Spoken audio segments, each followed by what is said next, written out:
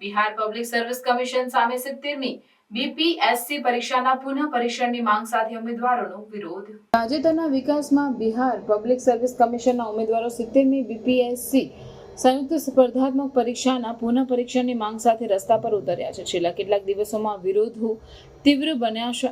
જે 13 ડિસેમ્બર 2024ના રોજ યોજાયેલ પ્રાથમિક પરીક્ષા દરમિયાન પ્રશ્નપત્ર લીક થવાના આક્ષેપોથી ઉદ્ભવ્યા છે.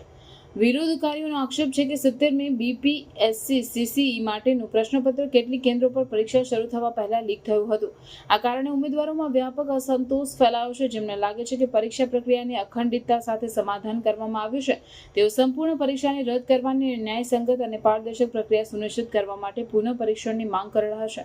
આક્ષેપોના પ્રતિસાદમાં બીપીએસસીના અધ્યક્ષ પરમાર રાય મનસુખભાઈએ સંપૂર્ણ પરીક્ષા રદ કરવાની ના પાડી. જો કે તેમણે જાહેરાત કરી કે પટનાના બાપુ પરીક્ષા કેન્દ્રમાં હાજર રહેલા ઉમેદવારો માટે પુનઃ પરીક્ષણ લેવામાં આવશે, જ્યાં કથિત લીક થયું હતું.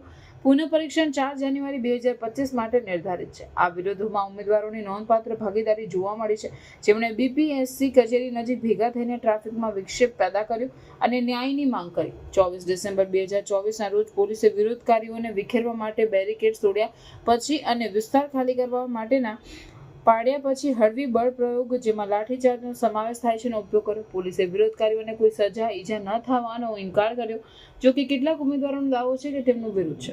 આ વિરોધીઓએ રાજકીય નેતાઓની પ્રતિક્રિયાઓ પણ આકર્ષી છે. કોંગ્રેસ પાર્ટીએ પોલીસની કાર્યવાહીની નિંદા કરી, જ્યારે પૂર્ણિયાના સ્વતંત્ર સાંસદ રાજેશ રંજન ઉર્ફે પપ્પુ યાદવે પરીક્ષા રદ ન કરવામાં આવે તો 1 જાન્યુઆરી 2025ના રોજ બિહાર બંધનું આહવાન કર્યું.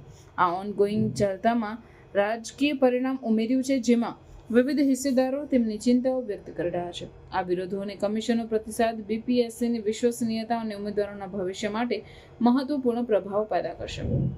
પુનઃ પરીક્ષણની માંગ આકર્ષણો અટકાવવા અને રાજ્યમાં સ્પર્ધાત્મક પરીક્ષાઓની અખંડિતતા સુનિશ્ચિત કરવા માટે કડક પગલાં લેવાની જરૂરિયાતને હાઇલાઇટ કરે છે.